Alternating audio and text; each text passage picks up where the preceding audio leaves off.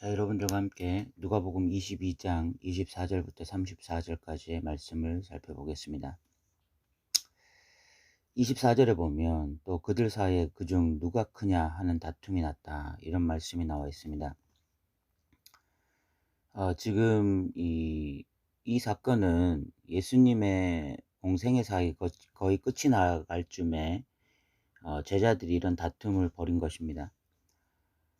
예수님의 공생애 사역이 정확하게 몇 년이었는지는 우리가 확인할 수 없지만, 요한복음을 보면 한 3년 정도, 그리고 신학자들은 3년 이상 4년, 5년까지도 보기도 합니다.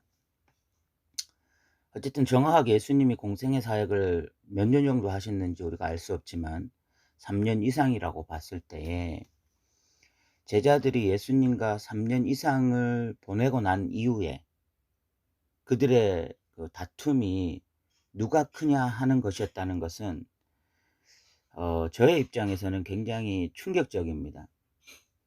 3년 정도 예수님과 먹고 마시고, 또 예수님의 가르침을 받고, 예수님의 기적도 보고, 예수님의 설교도 그만큼 들었음에도 불구하고 이들의 관심사, 또 이들의 어떤 다툼의 주 내용이 누가 크냐, 누가 헤게모니를 잡을 것이냐, 이 공동체 안에서 누가 헤게모니를 잡고 누가 분위기를 주도하고 누구의 말이 더 권위가 있을 것인가, 이런 것 때문에 어떤 다퉜다고 하는 것은 굉장히 충격적이에요. 왜냐하면 이런 다툼은 실질적으로 세상에서 일어나고 있는 일이잖아요. 이번에 지금 대선을 앞두고 대선 후보자들의 어떤 토론을 보면은 대통령이 되고자 하는 이 권력에 대한 탐심 같은 것들이 보여서 굉장히 안타깝고, 또 그것을 통해서 이렇게 나타나고 있는 지금 여러 가지 어떤 권력 비리들, 이런 것들을 보게 되면 참 이 사람들이 가지고 있는 기본적인 욕구 중에 하나가 이 권력욕이구나, 이 권력욕에 대한 욕구가 대단하구나, 이런 생각들을 하게 되어지거든요. 세상 사람들은 그런 권력욕을 추구하면서 살아간다 할지라도, 최소한 예수님의 제자라면 그래도 누가 크냐, 이런 것으로 다퉈서는 안 될 것 같은데, 제자들이 이런 것으로 다투고 있다라는 것은 한편으로는 굉장히 한심스러운 대목이면서, 또 한편에서 생각하면 이런 문제에 우리가 언제든지 빠질 수 있겠구나 라는 생각을 하게 되어집니다. 가정에서도 결국은 남편이 권력을 잡느냐, 여자가 권력을 잡느냐, 아내가 권력을 잡느냐, 이런 싸움이 될 수 있는 거예요. 동기들끼리 모여도 누가 리더자가 될 것인가, 누구의 말이 더 영향력이 있을 것인가, 이런 싸움이 될 수 있는 것이고, 심지어 교회 안에서도 목사의 말이 입김이 더 셀 것인가, 아니면 장로의 입김이 셀 것인가, 이런 싸움을 하면서 평생을 보낼 수 있는 거죠.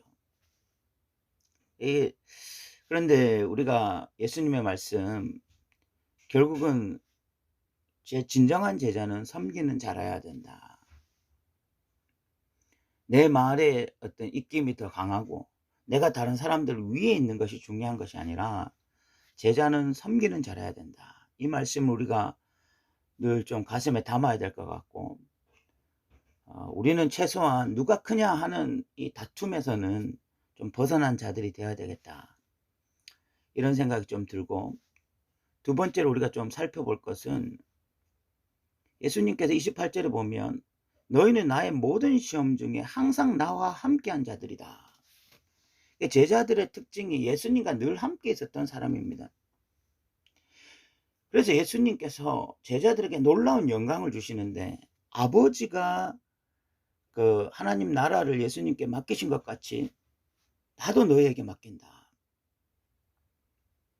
이 영광을 주시는 거죠. 예수님이 하셨던 사역이 제자들의 사역이 되는 것입니다. 먹고 사는 문제에 관심이 지대한 사람들, 이 세상에서 뭐 잘 먹고 잘 살고 또 뭐 권력 유지하고 이런 것에 관심 있는 사람들은 이 말씀이 크게 감동이 없겠지만, 그래도 하나님을 믿는다고 하는 사람들, 그래도 하나님 앞에 살려고 하는 사람들에게 이 말씀은 뭐 엄청난 말씀이죠. 예수님의 사역이 나의 사역이 되는 것이니까, 예수님이 하셨던 그 일이 바로 나의 일이 되는 것이니까 이거 엄청난 영광이고, 그리고 결국 이런 일을 하는 사람들은 30절에 보면 너희로 내 나라에 있어 내 상에서 먹고는 마시며 또는 보좌에 앉아 이스라엘 12지파를 다스리게 하려 하노라. 그러니까 하나님 나라의 주인공들이 바로 제자들이다, 이런 말씀을 하고 있는 것입니다. 제자들의 가장 영광스러운 특권은 예수님의 사역이 그들의 사역이 되는 것이고, 그들이 바로 하나님 나라의 주인공이 되는 것이죠. 이런 제자들의 영광스러움이 있는가 하면 또 제자들이 받아야 될 험난한 시험도 있습니다.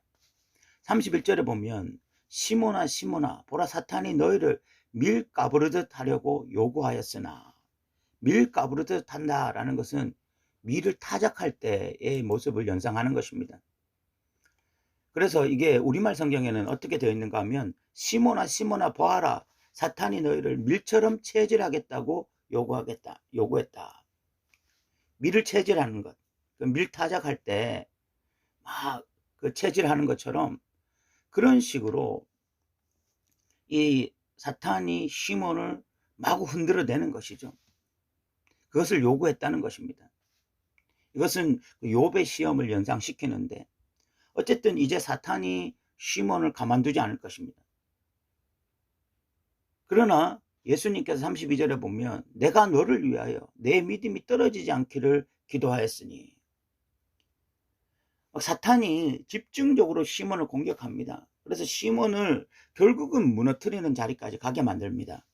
그런데 그러는 그 순간에 중보자가 있다는 거죠. 예수님이 끊임없이 시몬을 향해서 기도합니다. 시몬의 믿음이 떨어지지 않게 해주십시오. 시몬의 믿음이 사라지지 않도록 도와주십시오.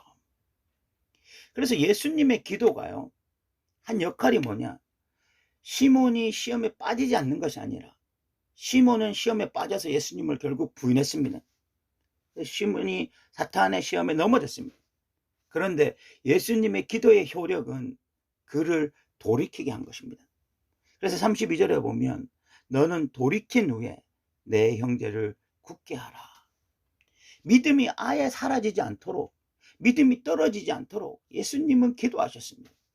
시몬이 순간적으로 시험에 빠져서, 사탄의 시험에 빠져서 예수님을 부인하는 그런 자리까지 갔지만, 그러나 예수님의 기도의 영향력은 그의 믿음을 완전히 떨어지지 않게 만들고, 그리고 그로 하여금 돌이키게 만들고, 그리고 그 돌이킨 후에는 형제를 굳게 만드는, 굳세게 만드는, 다시 하나님의 사역자로 세우기 위해서 기도하셨다는 것입니다.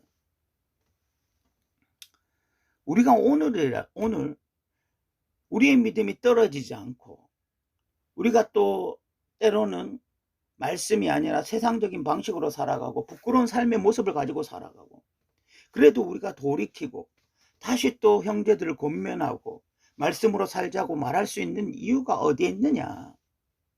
우리는 뭐 표면적으로 우리가 좀 잘나서, 우리가 그래도 성경을 읽으니까, 우리가 그래도 기도하니까 뭐 그렇게 생각하기 쉬운데, 우리를 향한 중보자 예수님이 우리의 믿음이 떨어지지 않기를 지금도 기도하고 계시고, 돌이킨 후에 다시 형제들을 굳게 해달라고 기도하고 계시기 때문에, 우리가 시험에 빠질지언정 우리의 믿음이 완전히 떨어지지 않고 끝까지 이 길 갈 수 있는 그 은혜가 있는 것 같습니다.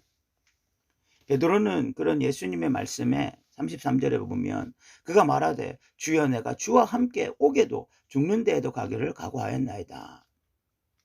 베드로의 이 말은 진심이었죠. 베드로는 진심으로 주님, 저 주님 배반하지 않습니다. 저 죽는 데까지 가겠습니다. 진심으로 말했지만 베드로에게는 그 진심을 지킬 능력이 없었습니다. 우리도 그래요. 우리가 성경을 읽거나 기도할 때 우리에게 진심이 없는 것이 아닙니다.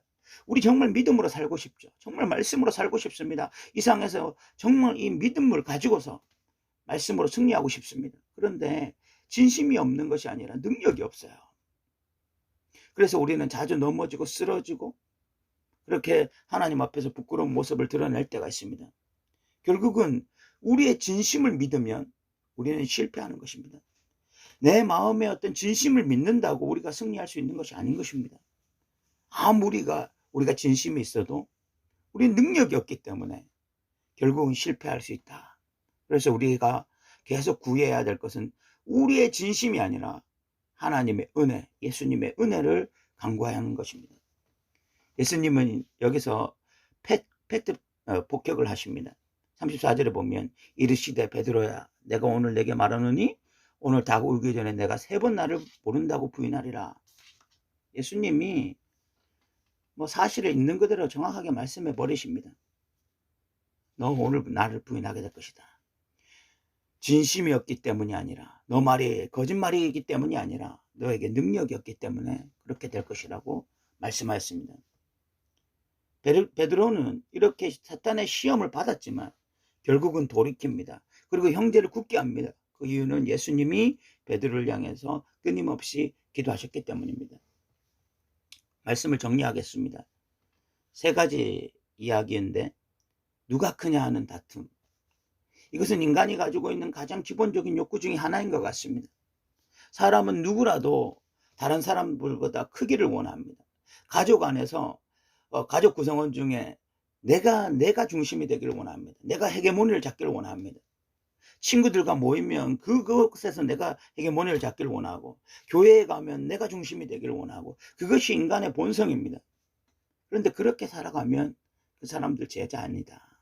제자는 헤게모니를 잡는 자가 아니라 섬기는 자다. 이것이 예수님이 하신 첫 번째 말씀이고, 두 번째, 제자들은 예수님이 하신 그 일을 한다. 하나님 나라를 예수님에게 하나님이 맡기셨던 것처럼 예수님이 지금 우리에게 하나님 나라를 맡기고 있다. 그리고 그 하나님 나라의 주인공이 제자들이다. 그리고 그것이 바로 우리이기도 한 것입니다.